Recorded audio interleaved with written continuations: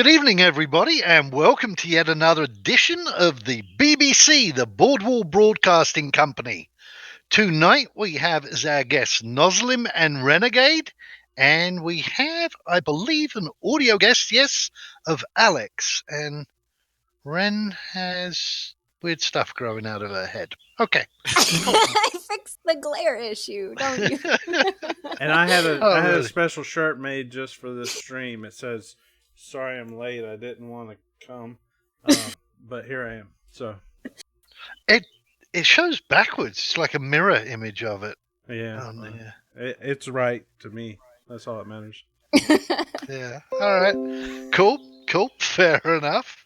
As always, thanks to the people that are going to be watching.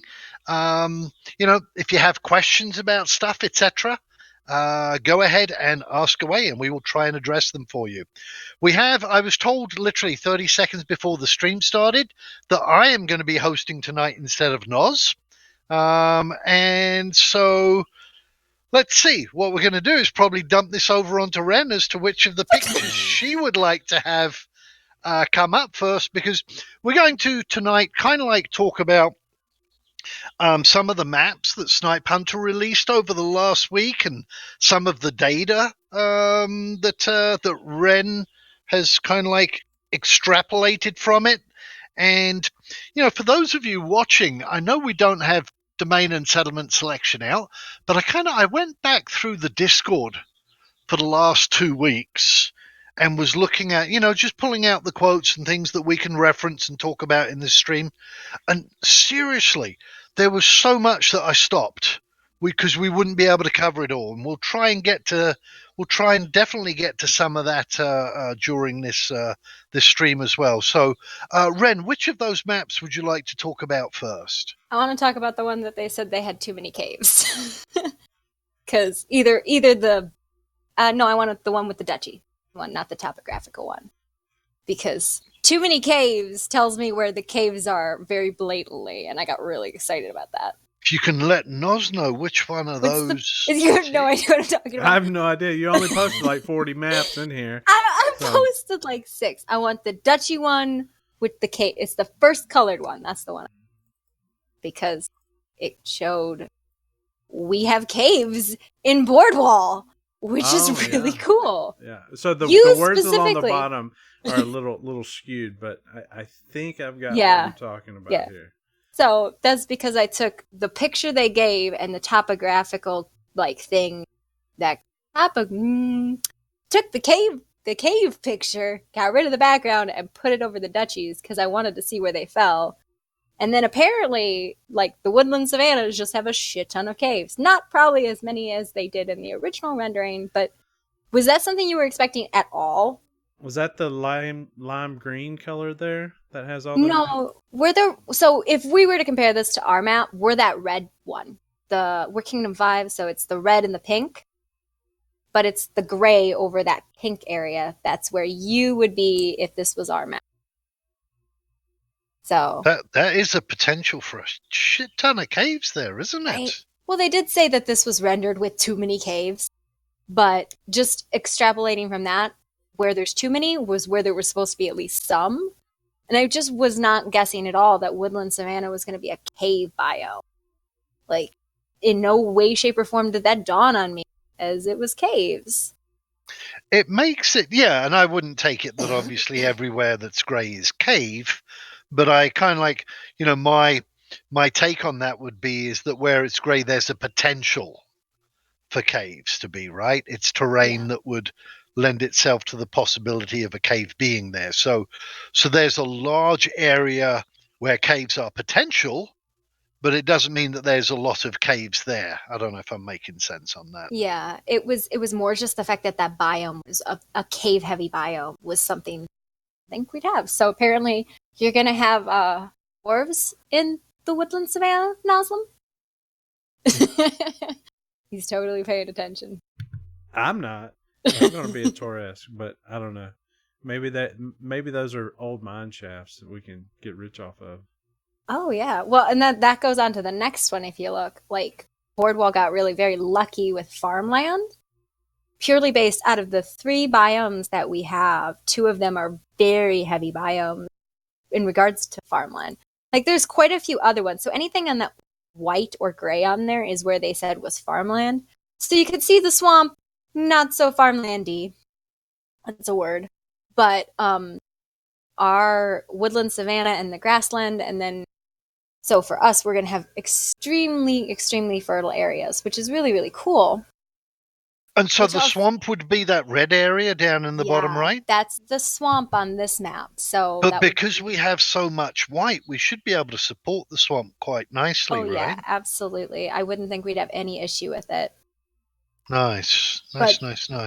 Like, I don't think in any of the other kingdoms they even have an equivalent farm, which kind of really makes sense with the way they talk about the Naren, because they talk about the Naren having very, very agricultural basis in their like culture, and so they expand very rapidly because there's so freaking many of them because there's so much food, which is great because we're just gonna throw food at people. Food fight, I guess. Bordwall's gonna have all the food. Got it.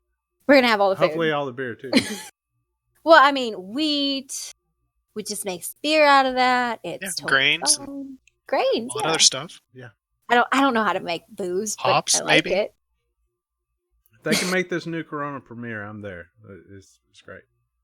No, you have to make it. You have to. So, and then people for. The next one that we, I also did the same thing with the topographical map and the settlements, which I think just jumped to the topographical and settlement map, and we can show that. It was really very surprising. Like, we ended up with some very large cities in what would be our biome if this was our map. And it's kind of hard to tell, but can you zoom in? Do it. I ask a lot of you.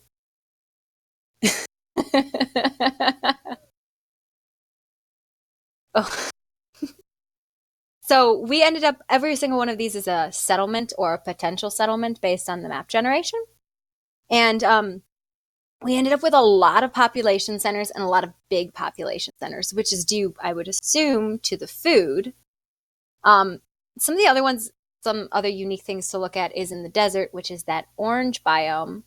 There's actually a lot of very large settlements too, which I think you said something about why that was, because I paid. Yeah, they actually, I think, have adjusted the algorithms for it a little bit, but I think Snipe Hunter had mentioned in Discord, I think it was just before the weekend or over the weekend, that when they ran the first kind of like set of algorithms, they looked and they were basically like, holy shit, why is the semi-arid desert the most populated biome on the map?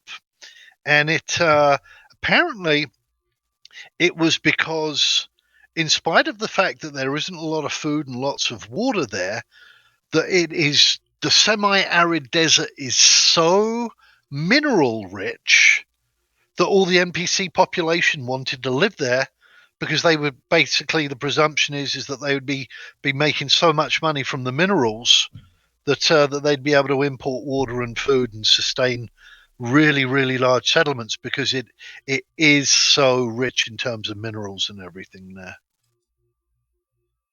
Yeah, I think it would be really interesting to see whatever those algorithms are that generate these settlements. I know we never will, but they kind of gave us a little bit of a rundown. It was the soil and the resources and the availability of food.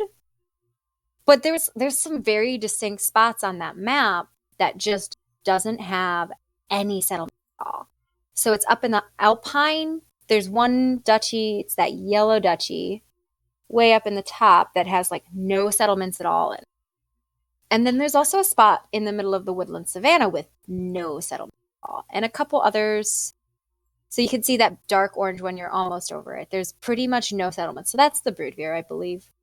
But this could that be, because again, they're kind of like going to be rendering both what I would call a surface map and then kind of like an underground map. And it might be that in that area that that there's going to be lots of caves and caverns, and actually that most of the settlements in that area might be underground is maybe. I'm only speculating here, I but mean, I'm saying that possible. might be the reason why it looks empty on that rendering. But there's several spots, and it looks like some of them are high ground and some of them are low ground. So, Yeah, like in some the of them, woodland some of them savannah. are most likely. Well, I don't know about woodland savanna, but definitely up north, some of them are going to be mountainous terrain, and some of them are going to be unhospitable terrain in the desert, which would make sense there. But there's a spot in the woodland savannah right in the very middle that there's no settlement. That And might it's be that. I mean, there's going to be hills in the savannah as well, so that may be. the entrance to the mega caves. Yeah, just may not be suitable to settlements, for whatever reason. But there's like some other spots like in valleys. You can see it if you pull the topographical map with the settlements a little bit better. It shows a little bit better where those settlements are floating and where they're not. Like you can see in the ice region that it's because it's a frozen glacier, I guess, that people don't live there. And the valleys, I would assume it's either very like wetland or swampy, and the Drass don't live there. Yeah, So that blank area in the woodland there, where I've got the mouse hovering now, that it yeah, looks like a hilly terrain there. But then you've got this maybe other hilly terrain all around the borders of the duchy as well that's heavily populated. So I don't know, it doesn't make sense, but there's it could be obviously something Mesa. there. Yeah, Yeah, that and the same thing to the west. You have those really dark spots that I wish we would have had that like pixel thing that told us what that was, because that would probably work here. But there's these very distinct spots where there's settlements, which is weird. Either maybe mountainous. So how do you guys then feel about um, kind of like the densities of populations? Because it seems, from what I've seen of the map, from what I've seen of kind of like, Snipe Hunters chats in the Discord, is that the Narran grasslands are going to be relatively amongst the most heavily populated biome out there. Is this an advantage or a disadvantage, or kind of like a mix? It's mixed blessings. I would imagine that if you're governing your kingdom well, right, or if you're even governing your duchy or your county or your settlement well, that it's going to be more difficult for somebody to invade because you've got by default a very, very large NPC population. Um, on the other hand, how much of this NPC population is almost going to be competing with, you saw that the density of the settlements was very close in a lot of large settlements. We're going to have, you know different settlements, even this within counties and duchies, competing for those very same NPCs. And are we going to kind of like, be playing kind of like I'm lowering my taxes to get more Yeah. NPCs from my buddy who's on the other side of the river, kind of thing. yeah, you won't be a Yeah. buddy for long. But yeah, I get where you're going with that. Well, they did say those are all the potential settlements, so it's possible we don't have that density. I mean, I expect if anywhere does, it will be the grassland. But even more at a player level, in large population areas in sandbox survival games, people have this tendency of going, well, there's already a blacksmith here, so what do I do? Or there's already a cook here, or this person or that person. And they kind of have a hard time finding a role in big environments, big population centers. So hopefully we don't experience that, or people can be a little bit more self-deterministic. But that's asking a lot from gamers, so you're just going to have to tell them what to do. The big question that I have is how long will these settlements hang around from the time of domain and settlement selection until exposition?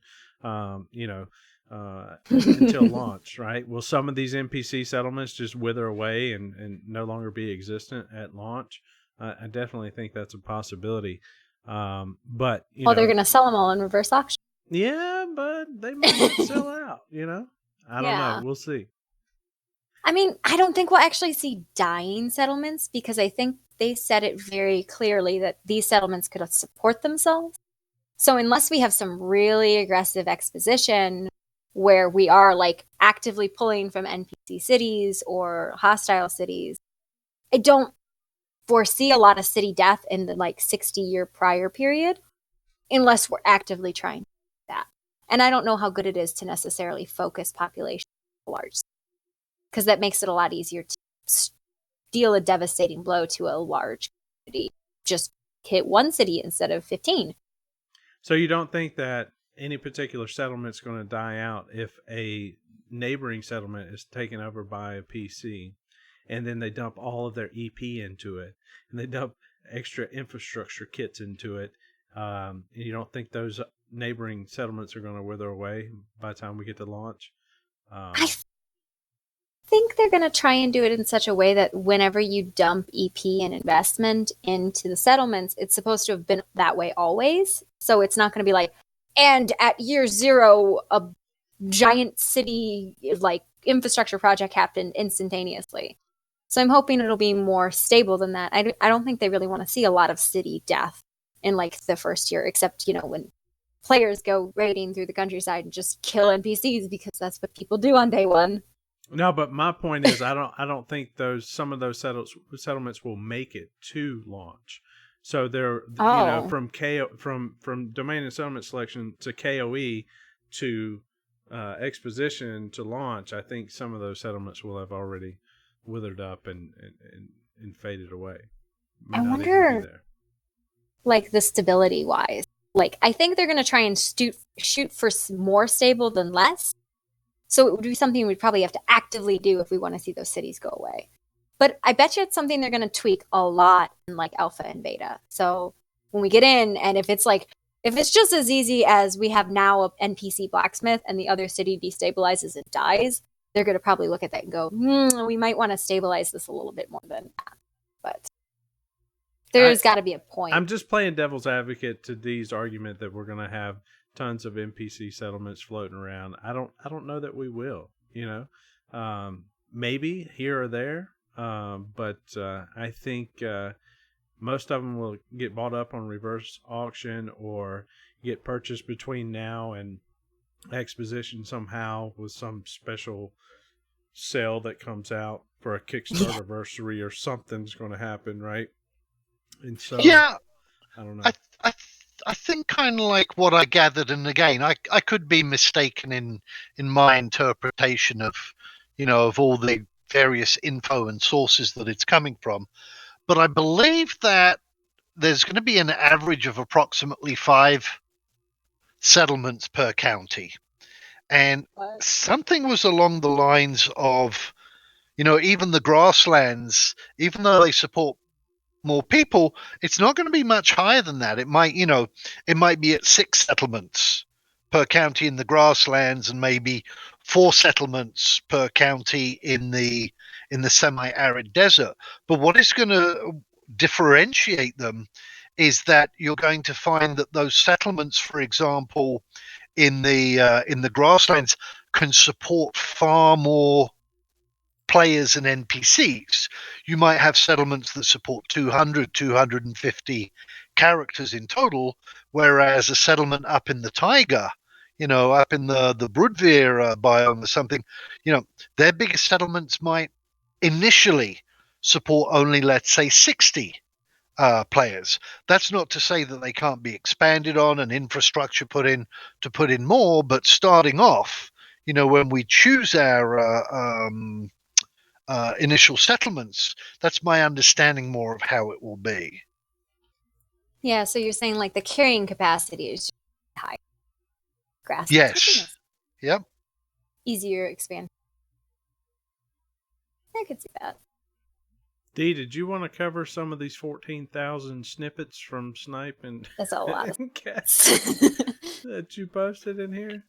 Sure. Ren, are we done with the maps, or was there anything more that you wanted to do about the maps? I know there was the map with the black and white with the county lines. I don't know if you wanted to show that, I don't know.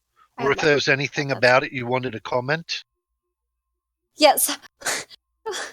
I want to see it. I think it's cool because it shows a very dramatic difference in the size of counties, which I wasn't expecting to see such a big difference in that. I was thinking there would more be like, okay, so there's this one that's size 1, and then one twice of that, and one half of that. But I think there's ones that are almost like 7 or 8 times as big. Can you not find it, Nas? There you go. Yeah. So there's, and I think it's probably because of the carrying capacity of said areas. So you notice in the grasslands where the production of food is a lot more, the counties are a lot smaller, because to carry 250 people or whatever they say who live in a county, that's how big it has to be. Versus in a desert, that's a lot bigger. So it's very interesting. You can kind of see the resource spread. Like the more dense the county, the more, I would almost say, wealthy, just because of that equal size. To be equal in wealth, it needs to be bigger, less density of the resources. Yeah, some of the disparity between the size of the counties is actually very, very cool. It's I'm liking the fact that they're is Bet Monty not Snipe? Nos. He's fucking with me. Wait, mild mannered Twitch Bet Monty. Okay.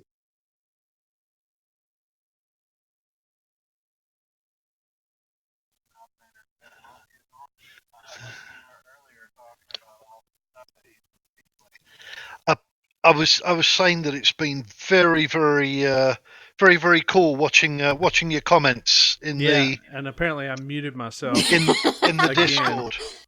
But yeah, I would highly encourage you to recap some of those comments when you were giving Snipes props earlier, because this Bet Monty guy is just a mild mannered Twitch viewer named Bet Monty. Gotcha. But I would highly encourage you to recap that earlier. Well, if you can put up some of the comments actually that I harvested just pick from the Discord on Snipe Hunter. Yeah, you can pick them at random if you want. Put one up, read it out, and we can comment on it, and the viewers can comment on it, and maybe even Bet Monty might comment on it. Who knows? Well, if you want, D, I can just start at the very top where you go ahead. I think some of the first ones you posted were of Caspian, so I'll skip on down to below the maps is when you started getting into snipe stuff. Yeah. You're just going to read them to us? Yeah, this was what a question from Markov about the settlement map showed us in the shiny that intrigued him. It seems there are not many coastal settlements in the taiga and tropical forests. Can you give us some clues as to why? And Snipe went into detail as to why there. Yeah, he was saying that the terrain on the coast, if you guys can read that, if the biome is at a relatively high altitude, there might not be enough kind of like of a coastal plain, for want of a better word, to be able to support a settlement. You might find something kind of like, like at the estuary of a river as it spills into the sea or something like that. You might find them. So it's going to be interesting to see how those are distributed, both up north and south. And when I was looking at that black and white picture we showed earlier of the county lines, if you looked at the very north and you looked at the very south, and it might just be coincidental, but the coastline seemed very jagged. Whereas if you go kind of like, to the grasslands, it's a little bit more smooth looking. I don't know if you can zoom in on that and show the that coastline up at the top there, Noz. Well, that's very stereotypical of like actual coastline.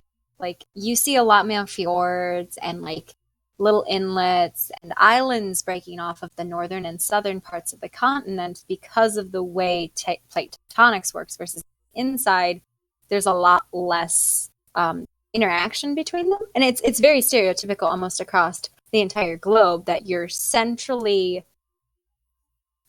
what's the middle of the planet called? Not the core, but The core. not the latitudes. The equator? The equatorial latitudes. Yes, I'm using fancy words today. I'm struggling too. Those they have a lot more straight, less jaggedy coastline. So up in the north and down in the south, especially you look at like South America, Canada, or Sweden, you have these coastlines that are not necessarily conducive to white sandy beaches. We're going to have some nice white sandy beaches in Bordweall, right? No, but you certainly have quite a number of settlements in fjords, along the sides of the fjords, and they'll kind of like, they'll kind of like it's a narrow kind of like little coastal plain usually, but it's funny enough they don't have much of a growing season, but it's very fertile because it's kind of like it's alluvial kind of like soils left over from the glaciation. So we'll see how they kind of like work out.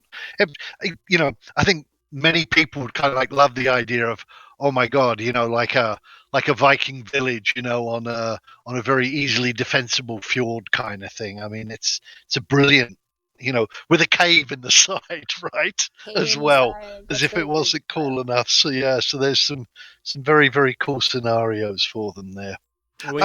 We had some other snippets here as well, D. One from Immaculate Deception about how a statement that Snipe made runs contrary to some of the belief in the community. And he's talking about how big settlements are sort of competing to be county seats and whatnot.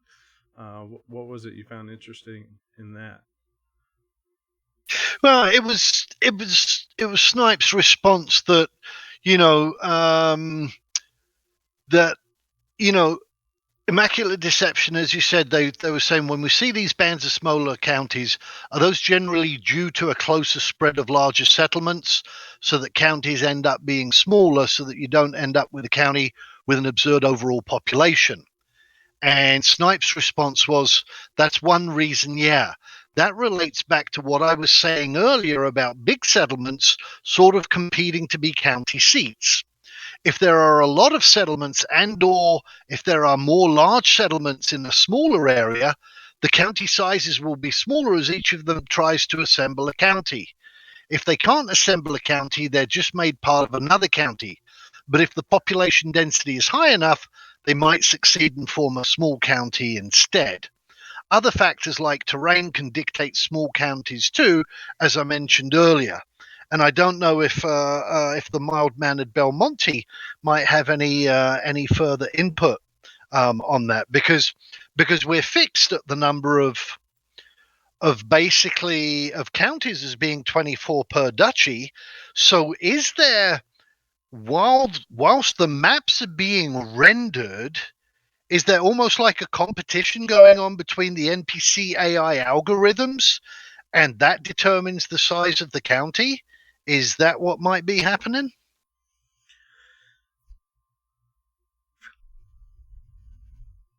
Too soon to tell. There's some other stuff here that you picked out about the Harathi. And yeah, exactly. Bet Monte, who's not Snipe Hunter at all, said, yeah, exactly. So you're spot on with that, D.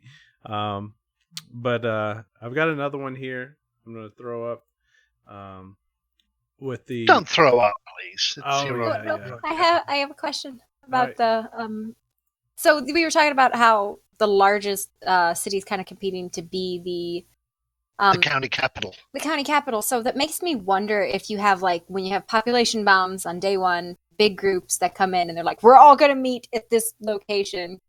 Can they form their own county based on if they end up in an NPC county somewhere and they're not in the capital and they're like, we're going to just revolt because we now have 250 people and we're bigger than the county seat. I guess we're just going to make our own county. Makes me think that maybe is a thing. I don't know. Yeah, but what's interesting about that is if they decide to become a county, then the program has to take into account that, okay, they've split off and seceded, and now we have 24 counties, 25 counties. So now we need to go back and see how this affects. So there's almost like this ongoing struggle and battle. And I'm not tech minded, but this is how I'm seeing it, between the algorithms to kind of like sort it out. And they'll come up with a solution, and things will happen because of that solution, such as I say, as a new county being formed, and then it kind of like loops back and has to redo it all again, kind of thing, you know? I think I was thinking post map generation with that. But DJ had a question. What if you are super good at city building and resource management? Could you actually weaken neighboring friendly counties by default? Absolutely. Was along the lines of that question, that conversation we were having, like stealing. Yeah, DJ, my understanding of it is this is again part of what they're wanting. They're wanting conflict. And that conflict again isn't just sword and board. It's economical. It's political. It's espionage. It's deviant stuff. There's all kinds of things. And so part of it is if you're good at city building and resource management, can you actually weakening neighboring friendly counties by default?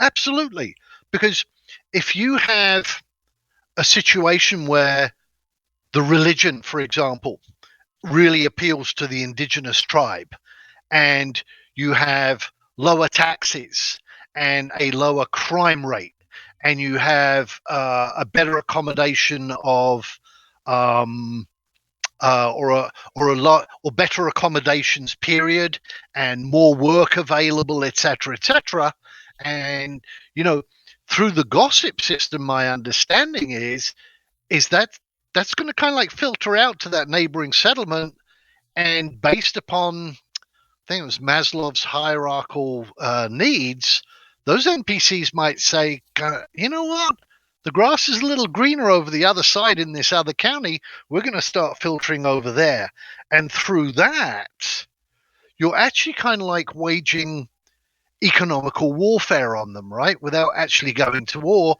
And I think that's going to create interesting scenarios as fuck. How do we kind of like we want counts to get along with each other inside duchies, right? But if the counts are going to be, already at odds with each other, and the mayors are going to be at odds with each other, I mean, the storylines and how do we kind of like neutralize this and make it work for everybody, I think it's going to be a fascinating aspect of the game. Snipe said in game there are slightly more complicated rules, but if the population of a county decides to quote unquote be free, they can initiate what amounts to war with the count. If they can hold the parts of the county they call their own long enough, they'll become a new county and need to appoint a count, etc. Though I fully expect counts to call on their dukes to deal with the uprising, leading to some good old-fashioned quelling. So some of the people within my domain, within the protectorate, and within the county of Newell, was asking, we got to make sure, Naj, you get the biggest settlement, you get the best stuff out there, and I quickly told him it doesn't matter if I'm in a hamlet. As a duke, it's not going to matter. In this case, a count, that's fending off another potential count. Okay, yes, but for a duke, it's not going to matter that much. The biggest settlement doesn't necessarily mean that's where the seat of power is, but when you're in a competing count versus count situation, that larger settlement's going to be more likely to hold out against the smaller one for sure. But in the grand scheme of things, on the larger scale, it doesn't. If you're a duke or you're a monarch, indeed, you could put your shit in a village. It wouldn't matter. You're still the rightful monarch, and the entire kingdom is going to come down on anybody that tries to come against you. So you don't have that to worry about. But anyway, some interesting dynamics there for sure. And he made a really interesting point. I don't know if you caught it. We've talked about Casa Balai, where you have to take the seat of power, but we've never really talked about making drawing new borderlines based on just there being this new county or new duchy or whatever. I'm sure if you can do it at the county level, you can do it at the duchy level or even at the kingdom level. So like the creation of a new thing instead of just taking something that was old. And I think that's a really cool concept. Like all of a sudden there's been a revolt in this county and now there's a new county there. And then, it's a wandering adventure with their horde of people decide there's going to be a new county. We're naming it Zarno. I'm sure Dee's more familiar with how the maps are going to be redrawn during the citizen. I'm sure he's studied up on that. He might could fill you in a little better than I can, but that's kind of why he gets paid the big bucks. He's got to worry about all that stuff, not us. Yeah, I think the difference in the citizen is it has to be consensual between all the major parties involved. So therefore, the village elders, settlement leaders, any counts or dukes on both sides that would be involved in that. Whereas this sounds kind of like more like a secession, right? Where even if the count doesn't want them to secede and create a new county, that they would be able to, But where would those new lines be drawn other than the citizen? I mean, do they just automatically appear on the map once that secession takes place? Well, Belmonte had mentioned that they'll become a new county based upon the lands that were theirs. If they can hold the parts of the county they call their own long enough to become a new county and need to appoint a count. So I am presuming that the new county line would be drawn along the lines of the land that of the parts of the county that they call their own. What here to me is interesting is that I was under the impression, and presumably now mistaken impression, that basically it was a duke that appointed counts within his duchy, and it was the monarch that appointed dukes within the kingdom. And I guess this is kind of like I get it that they wouldn't be doing that if you were invaded, right? If a neighboring kingdom came and invaded, they would kind of like nominate their own duke. But obviously with rebellion, it's like you can appoint your own count. Will this be the case with NPC counts, right? Presuming, if there are any even available after the reverse auction.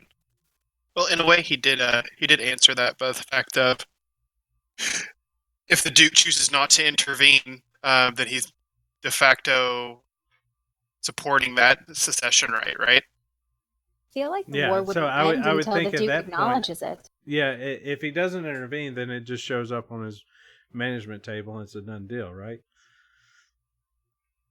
Yeah. So. Yeah. Hey guys. Sorry, I just kind of dropped in there. I was throwing my. We forgot you were there. Glad you chimed in. Like, wait, who's this guy? So, Dee, did you want to move on? You want to keep sitting here talking about this one thing all night, or you want to move on? No, let's move on. Let's move on to the next. As I said, there were so many of them, and they were so cool. There was one, I don't have the snippet of it, but there was one where Snipe was asked about canals. Would we be able to have canals and locks? And the answer was basically didn't see any reason why not, although it would need to be researched, right? And we have to bear in mind that we don't have water flow mechanics in this game. We don't have, water dynamics per se, but through the architecture tool, much the same way that we would build irrigation, that in time and with the correct research, we should be able to create canals and locks, which I think, again, is going to be really, really beneficial for, for traveling, where, for instance, roads might be very difficult to put in, etc. Let's have aqueducts that we can row boats. Y'all are far more optimistic than I am, but maybe we'll see. So the next one I have is the Harathi Snipes. I have no idea what this is. It's sort of a complicated dance between adjusting the rules for resource distribution in those biomes. He's talking about the Harathi and Weird. You like this for some reason? Yeah, this was the one that I had addressed earlier, and I think it was to do with the weird, because of the resource distribution that was in the semi-arid desert. That basically they had an anomaly when they did some of the algorithms, and just had a metric fuck ton of kind of like people clamoring and wanting to live in the semi-arid desert, which was totally unexpected. And it was just, as I said, because of the number of resources there. But you had that, as you can see there, basically Snipe Hunter is saying they can live in the sides of mesas. And so what they did, they have a different resource profile than the rest of the desert. So they've, again, as mentioned earlier, they're kind of like tweaking and dialing all these different knobs, for want of a better word, and adjusting the variables to come up with kind of like an optimal thing that kind of like makes it, in my assumption again, that makes it interesting to be in regardless whichever biome you're in, right?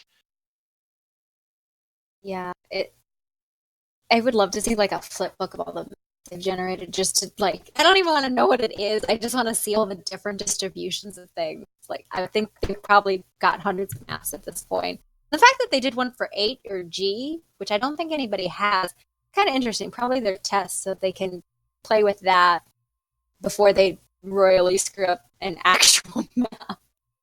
Or, maybe it comes out perfectly. Snipe said the hierarchical appointment line is still true to Lethris. It's up to the Duke to either recognize the county or not. So right now my thinking is that the free county essentially moves into the family land sort of category parcel-wise until the Lord or their Lord recognizes the county's choice as a count. So it's really interesting to think that you could have a county that was never recognized. It's just there. Our assumptions were kind of on point there. We've got another one here that we're talking about, and you, I mean, like I said, you picked out so many of these, but they're talking about the loading screens, and I think the instances of the tunnels and whatnot. This was kind of like the transition. If you're walking what I would call in the overworld, right? You're walking on the outside of the framework that it'll look like solid mountains and everything like that, but it's a wire mesh, right, with a skin that covers it. And so the question is how would you transition from that? And there's basically, my understanding is going to be, there's kind of like the equivalent of a mine entrance. Would this be the same for a cave entrance though? Because the cave is already there, right? It's a natural feature and it's existing. So maybe Belmonte would have an answer for that. Would the transition of walking into a pre-existing cave be different than walking into an underground tunnel or tunnel complex and cavern complex that has been created by the players after the game has started? And he was saying it's kind of like it would feel almost more like an instance, although it's transitioning into an instance, although it's not an exclusive instance for the player. Anybody else that's already underneath there would be there as well. Yeah, this is an awful comparison, but I'd say like the Nether in Minecraft, even though they're not 1-to-1, but hopefully the under mesh and the mesh are 1-to-1. Otherwise, we're gonna have some weird underground traveling. You imagine you go underground, like in the mountain, you go like 10 feet, and you're like 100 miles away. That would be really weird. Yep. And to answer Audrey Bites, I think if they don't pay their taxes, if they refuse to pay their taxes, then basically, then the Duke has legitimate case to issue a casus belli against to reclaim the land, right? Is again how my understanding is. But again, how much of that can be manipulated? Caspian has stated that, you just can't make a casus belli willy-nilly because you don't like the person, which is kind of good and kind of bad. I mean, again, in real life, if there was a dick and you wanted to get rid of him, you got rid of him, right? But will, for example, that taxation and casus belli system allow us to do something that, you can charge exorbitant taxes of all of your counts, refund that money back to the counts you like, but not refund it back to the counts that you don't like, basically bleeding them to death financially to where they can't afford to pay the taxes, and that could trigger a casus belli situation on them as well. Even though that seems like it could legally be done, I'd hope there would be some way for the what's the thing, the vassal to respond to instances like that. But I can very clearly see that happening, especially like in situations with hostile placement. Just 100% tax rate, and then you refund it to the people that you like. Yeah, and that's the first thing they're going to do is prevent that and put a system in place to stop us from min-maxing on that. And that's the delicate balance that they run, right? They want this world to be completely created and ran by the player base, but then you've got these group of players that are just completely fucking over everybody, and you kind of want to prevent that from happening. So how much do they get involved? I don't know. We'll see, I guess. That's the balancing, and I'm hoping that's something we definitely test in alpha and beta. Like, please allow us to actively attempt to break the economic systems so that when the game is finally released, we can't break it to the same extent. Please don't get mad at us when we break it in the alpha. I'm certain.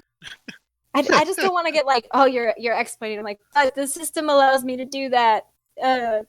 No, because I know that's a conversation that's very common when testing stuff. There was a piece here about the two hamlets. That was an interesting one. Let's can you put those up? There's several of them there, and it was like Scorus was asking that if you merge both towns from the two hamlet package, does he get two statues? And if does nothing happen? And Snipe 100 replied that the mechanics aren't finalized yet, but the idea is as long as the monuments stand trade, as long as the monuments stand, presumably in each of those hamlets, trade between the two settlements happens at a higher pace due to having a discount. So basically, they almost like they recognize each other, right? It's like a sister city where they get basically a buff or a benefit. Likewise, NPCs from the two towns are more likely to trade cultural-based knowledges and opinions. So this would certainly help with the gossip system. If you're trying to put out either positive or negative malicious gossip, you can start feeding it to the NPCs in the one settlement, and presumably it would spread or leapfrog to the other settlement quicker than if it was to be done so organically. And he went on to say, as you see in this next one, it's in the statues. When you build a sister city monument, you specify the sister city, and that's actually a sister settlement. If said sister settlement also builds a monument and specifies you, the bonuses take effect.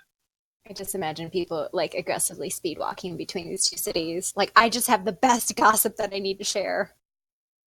Yeah, exactly. And we kind of like are getting to the end of our stream. Snipe / Belmonte, I do so much want to thank you because I know you guys are under almost an exorbitant amount of pressure at the moment with stuff going on. I'm not going to ask you, nor do I want anybody else to ask, when's it coming, what's happening, how far along we are. It'll be ready when it's ready, and I think people will be, for want of a better word, happier once they actually get to see where they are settling, and that we move on and we progress, kind of thing, from here. And thank you for keeping us. I know Caspian understandably is a little bit in absentia from the Discord, and thank you kind of like basically for stepping up and just giving us little snippets. We had earlier we were discussing your maps and everything like that, and it's very cool to see how it's being done and kind of like the complexity that is involved. I think when people see this, when they realize this, the amount of time it takes isn't as much of an issue, you know, because we understand that you guys are doing something that hasn't been. I don't know if it's been attempted before, but certainly hasn't been achieved before on something of this scale in an MMO or a meow as we are now. I completely agree with that sentiment there, and that Snipe has really stepped up his game and given us something to fucking talk about. It's been difficult to find content for the last few weeks with everyone so pissed off with the delays and whatnot. But at least we have some ideas to mull over here and some new concepts to think about that we hadn't thought about previously. So we absolutely appreciate that for sure. Yep. Keep on keeping on. Yeah, I exactly. like the pictures. So that's cool. I think, does anybody else have any final questions before we go? I'm not even going to ask Monty to drop even not the domain and settlement selection related. Not even going to ask him to drop for a drop of a mini shiny. We're just very, very grateful that you showed up at all, mate. Nope, I don't think we got any questions. See, I think everyone agrees and they're appreciative of what Snipe's been doing lately, coming in and giving us stuff to talk about. So I know I appreciate that from a show standpoint for sure. So yeah, I think it helps to keep kind of like the morale up, So thank you everybody. We do have. I'm going to let you guys know in advance. We have a special guest for our next live stream on June the 11th. It is a Twitch streamer who has approximately 170,000 followers. He is actually going to be a guest on our show. We're not going to be on his channel. He's going to be on ours. And he reckons because he's going to be hosting our stream on his channel, we won't have as many viewers as normal. But he said to expect anywhere between 200 to 1,000 viewers. So our next stream is going to be very, very probably busy compared to usual. I hope you guys come here. Steve is very, very interested in playing Chronicles of Lyria, and on behalf of his community, he's going to be asking us questions and everything like that. And I am going to do the best that I can to get one of the members of the studio to come on and maybe help field those questions. So thank you, everybody. Thank you, Noslim. Thank you, Renegade. Thank you, Alex, for being the audio guest. And see you guys next time. Have a good night, everybody. Later. See ya.